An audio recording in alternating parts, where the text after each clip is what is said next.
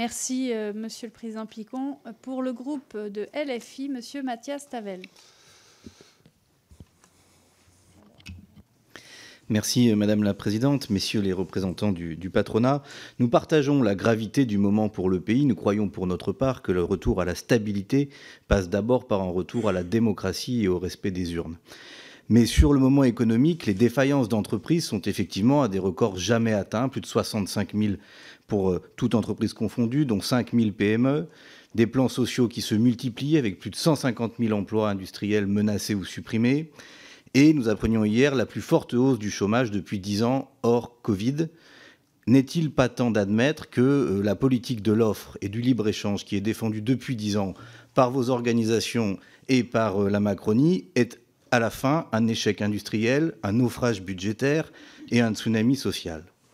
Dans le même temps, les sommes versées aux actionnaires par le CAC 40 frôlent les 100 milliards d'euros, 300 milliards d'euros pour toutes les entreprises françaises avec un nouveau record. Les actionnaires coûtent donc un pognon de dingue, pour reprendre une expression bien connue, aux travailleurs français. Comment pouvez-vous justifier 1200 licenciements chez Michelin quand l'entreprise distribue 1,4 milliard d'euros de dividendes dans le même temps? Comment pouvez-vous défendre des choix pareils? La nécessaire planification écologique qui est devant nous va imposer des investissements considérables. Au lieu de ça, l'investissement net des entreprises est en stagnation, voire en baisse par rapport à son niveau du milieu des années 90. Comment fait-on pour financer 34 milliards d'euros d'investissements privés prévus par le rapport Pisani-Ferry? Vous disiez même 40 milliards d'euros, Monsieur le Président du MEDEF, alors que dans le même temps, on est champion d'Europe du versement de dividendes. Même le ministre Lombard, lorsqu'il était encore à la Caisse des dépôts, disait qu'il fallait accepter moins de rentabilité pour le capital pour plus d'investissement. Car oui, les entreprises sont entravées, mais pas par le coût du travail ou par le code du travail. Elles sont entravées par des impôts privés qui s'appellent dividendes, qui s'appellent rachat d'actions, qui s'appellent frais bancaires, qui s'appellent taux d'intérêt usuriers pratiqués et qui étranglent notamment les PME, alors que le financement est un enjeu majeur auquel notre tissu économique est confronté.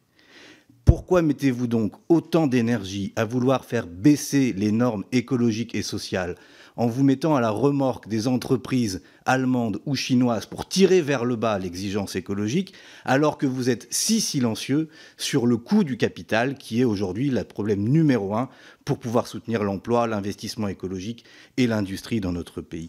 Il y a même 380 grandes entreprises de notre pays qui ont défendu la continuité des règles écologiques européennes que vous mettez en cause.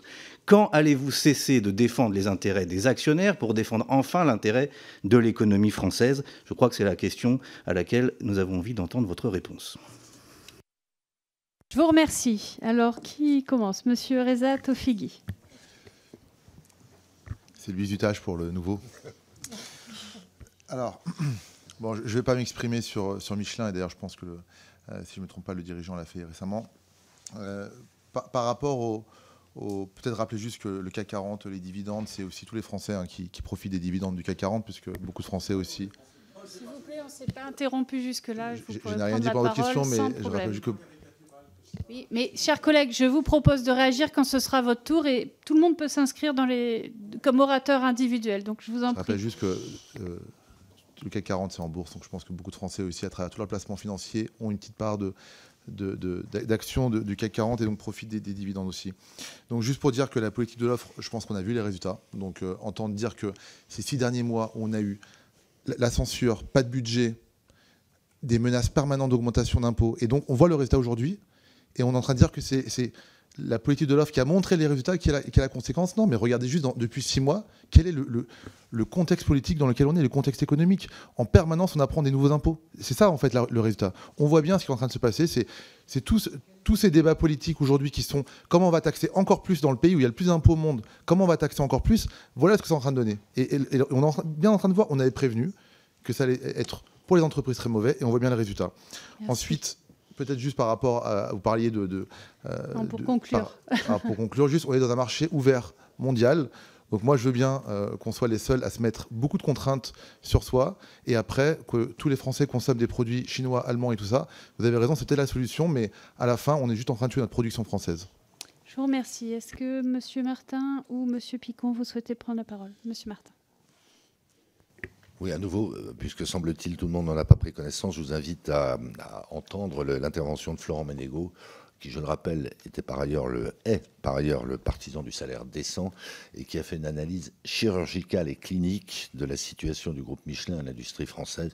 Je ne crois pas qu'on puisse soupçonner Michelin d'être une caricature d'entreprise financière assoiffée de dividendes. Et c'est une entreprise qui demeure familiale, j'y suis sensible. Bien, deuxième point, je voudrais rappeler que le rendement des capitaux investis en bourse est de 3%. Jusqu'à une période très récente, il était inférieur à celui du livret de caisse d'épargne. Le livret de caisse d'épargne, c'est garanti par l'État, pour autant que la garantie de l'État vaille encore quelque chose, et c'est liquide. Quand vous investissez en bourse, vous prenez un risque. Troisième point, tu l'as évoqué, il y a 3,5 millions de nos concitoyens qui sont actionnaires de sociétés cotées. Donc, quoi qu'on en pense, ils en sont bénéficiaires de ces dividendes. Enfin, j'attire votre attention sur le fait que plus de 50% de la capitalisation boursière française, du CAC 40, est détenue dorénavant par des actionnaires étrangers. De la même manière que 54% de la dette publique française est détenue par des étrangers. Mais écoutez, je suis désolé, si on veut orienter l'épargne française qui existe, on s'entend bien, pour des ménages aisés, mais enfin, on bat des records d'épargne actuellement. Si on veut attirer cette épargne, non pas vers les États-Unis, où, je le redis, il y a du rendement, il y a de la sécurité et il y a une fiscalité attractive, eh bien, il faut que nos entreprises distribuent du dividende. Je vous remercie. Monsieur Picon. Rapidement, 3 chiffres. Bon, enfin, l'image des entreprises que vous donnez, comme ça, moi, me paraît un peu fausse. 98% des entreprises ont moins de 50 salariés, 92% des entreprises ont moins de 10 salariés.